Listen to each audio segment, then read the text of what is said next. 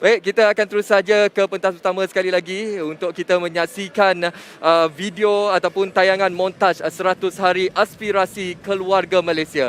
Tapi terlebih dahulu kita saksikan light screening ataupun tayangan laser yang sangat menarik yang dipaparkan pada ketika ini di pentas utama bagi program 100 hari aspirasi keluarga Malaysia. Jadi ayo sama-sama kita saksikan persembahan yang cukup menarik ini.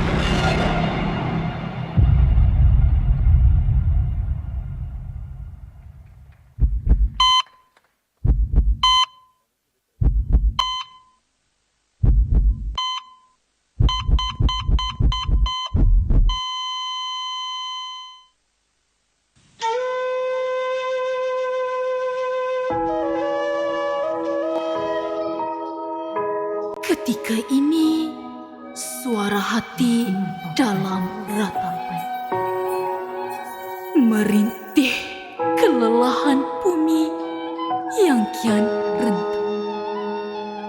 Hampir semua isinya menerima tamparan hebat. Nyawa direntak tanpa isyarat,